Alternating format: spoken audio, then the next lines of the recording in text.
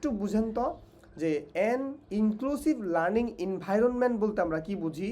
এমন একটা এনভায়রনমেন্ট যে এনভায়রনমেন্টে কেউ কষ্ট পায় না, যে এনভায়রনমেন্টে সবাই সবাইকে সাহায্য করে। একটু সহজে বুঝেন, সবাই সবাইকে সাহায্য করে, মানে শিক্ষক সবাইকে মোটিভেট করে, মানে স্যাররা নিজেরা নিজেরা একজন একজনকে হেল্প করে, স্যাররা স্টুডেন্টকে হেল্প করে, তারপর স্যাররা ক্লায়েন্টকে হেল্প করে, এবং সবাই মিলে একসাথে শিখলে কি সুবিধা হয় এই সুবিধাগুলো স্যাররা রিসার্চ করে অন্বেষণ করে সবার সামনে বলে দেয়, শিক্ষার্থীরাও রিসার্চ করে।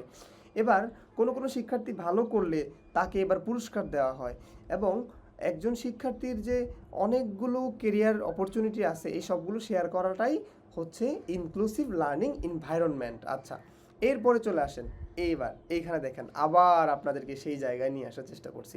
অ্যাকনলেজিং ইন্ডিভিজুয়াল ডিফারেন্সেস, অর্থাৎ ব্যক্তিগত পার্থক্য স্বীকার করা। অর্থাৎ ব্যক্তিগত পার্থক্য, শিক্ষার্থীদের ভিতরে ইন্ডিভিজুয়াল ডিফারেন্সেস থাকবে না। এই ডিফারেন্সেসগুলো এই যে একটু আগে আপনারা মনে করাইছিলাম, এই যে লাগাস ফিম শব্দটা দিয়ে, এইটা এখানে খুব চমৎকার করে দেওয়া আছে।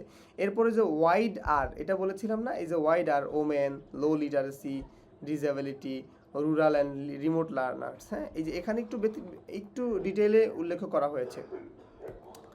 আচ্ছা, তারপর দেখেন রিজনেবল অ্যাডজাস্টমেন্ট, অর্থাৎ রিজনেবল অ্যাডজাস্টমেন্ট বলতে কি বুঝেন সেটা বলেন।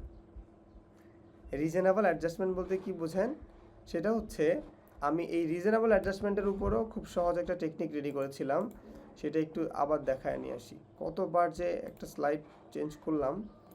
আচ্ছা আচ্ছা আচ্ছা, এখানে দেখেন আমরা এই যে মডেল শিখলাম, মডেল শেখার পর এবার রিজনেবল অ্যাডজাস্টমেন্ট শিখবো। হ্যাঁ, রিজনেবল অ্যাডজাস্টমেন্টটা মনে রাখার জন্য আমরা কি মনে রাখবো? ফাস্ট ফার, ফাস্ট পার, ফাস্ট ফার। আচ্ছা, রিজনেবল অ্যাডজাস্টমেন্ট মানে কি?